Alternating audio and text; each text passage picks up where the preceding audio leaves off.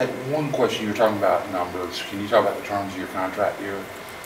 You know, I think 90,000 is what I was offered, and that's 90,000. Yeah. And then you will 1-year deal, or is it multiple years? Do you know? it's just a 1-year deal. 1 year. Yeah, I've never had a multiple year deal. I'd like to have one if you can work with it. That'd be some nice If you can get them to sign me for 3 years. Actually, when the job come open as a coach in Alabama, you pretty much know when something happens. It just starts spreading. And on that Monday, I guess a week ago, I overheard, you know, what had happened. Again, me and Coach Lowe we've been friends. We coached in the All-Star game together last year, and he actually contacted me and told me, you know, what had happened, and we talked. And then you know, I was sitting at home and got a text from, of course, a gentleman here in town, and he asked me, was I interested in coming to Central Phoenix City? And you know, at the time, I had just made a move to Charles Henderson in Troy, and I basically left Florence to come back because of family, my kids. I wanted to be closer to my kids, which are in Prattville. And anyway, you're talking to a group of kids, high school seniors, that you're inheriting now. Since these high school seniors started school as 9th graders, you're on your 4th job. How do you explain that to them, and how do you get credibility from them with that type of, over the last 4 years? I was at Prattville for 8 straight years, and it was a program similar to this. I was happy. We were working, but again, I'd won or been a part of 4 state championships, 2 as a head coach, 2 as an assistant. While I was at Prattville, they had a complete change from the mayor to the city council to the board to the superintendent. Everybody changed, and you know, you as a red-blooded American, you know, you look around and you wonder if there's something else out there, and you wonder if you could do something else. Also, on top of that, I was an assistant under Bill Clark at Prattville, and then when Bill left, I took over. We won the state championship in the first year I took over in 2008, and 9 we went back and played for it and lost, and 10 we got knocked out in the 2nd round, and then 11 we won it again. But you know, I still was under Bill Clark's shadow.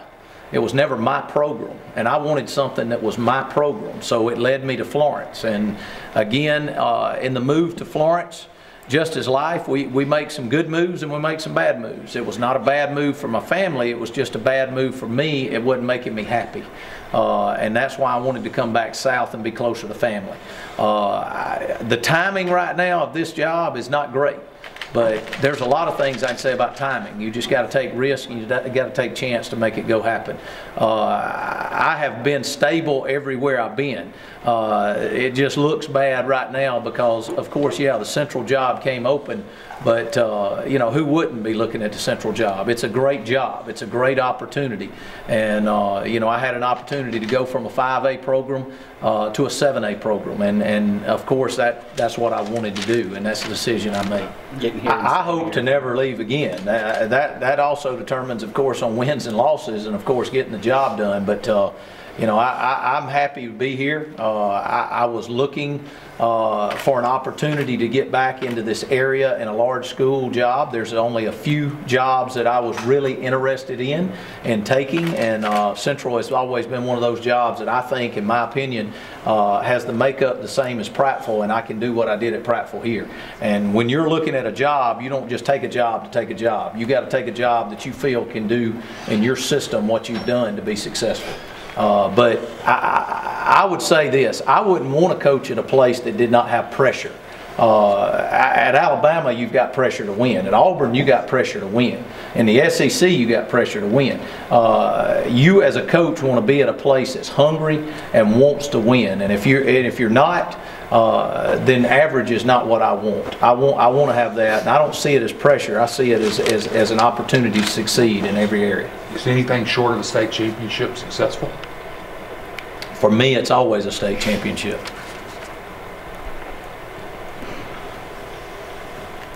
It's obviously late in the game. I mean, you know, Correct. Spring practices have gone through. It's just about summertime.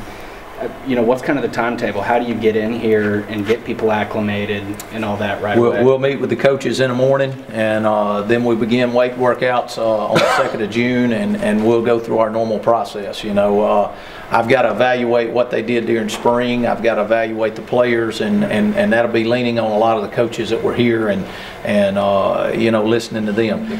Will you talk to Coach Lowe? I have talked to Coach Lowe. I've already talked to Coach Lowe. I talked to Coach Lowe at the beginning of the week, I believe. Not since I've taken the job, which has been in the last day or so.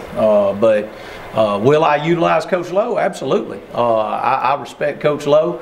Coach Lowe is a friend of mine, and I respect everything he does. And it's like I told the players. We get to the state championship game, Coach Lowe will be on the sideline for me because he has done a great job to build the fundamentals here and to get us to where we are right now. It is my job to try to get us over the hump and put it to the next level.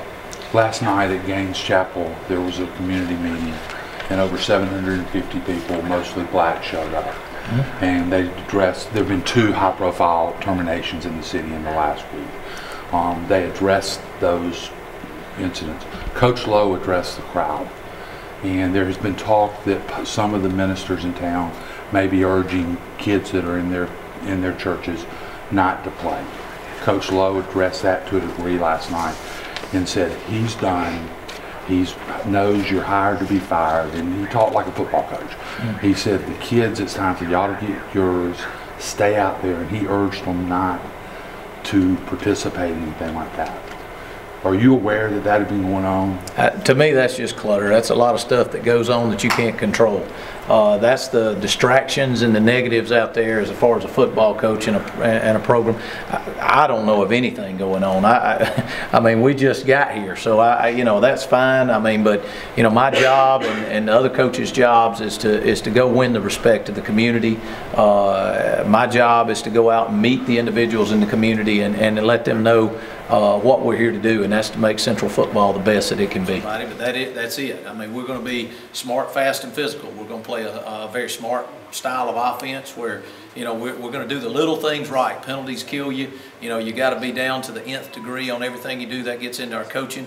We're going to be physical. We've always, every team I've ever had, going back to Florence or whatever, has been a physical football team, and we're going to preach it. We're going to be it. That comes in the weight room and how we approach the weight room, and we're going to be fast. I'm a fast guy in everything I do. I think the greatest quote was, my wife told me, I'm not a tweeter or whatever all that stuff is, Facebook and all that, but I had a sports writer following me to a game about a week or so ago that tweeted out that he knows why I'm so fast in everything I do because he was following me in the vehicle at that time. So everything I do from talking to going is about fast and about being productive and about working smart.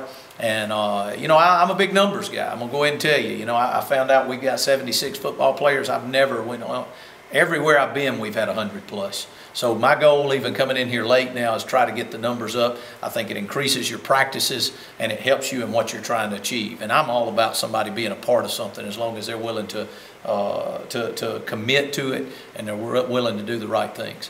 Guys, again, I'm going to reiterate again, the question keeps coming up, though, all day, and it's bothered me, and I'm glad she hit on it, but this is not something I wanted in my life right now as far as a move, but it was something I needed as far as a coach and as a person to have that competitive edge and be able to get back to a place like Central Phoenix City.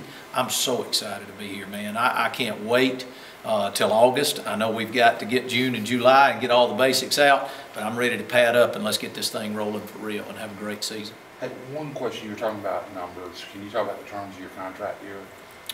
You know, I think 90,000 is what I was offered, and that's 90,000. Yeah. And then you will 1-year deal, or is it multiple years? Do you know? It's just a 1-year deal. 1 year. I've never had a multiple year deal.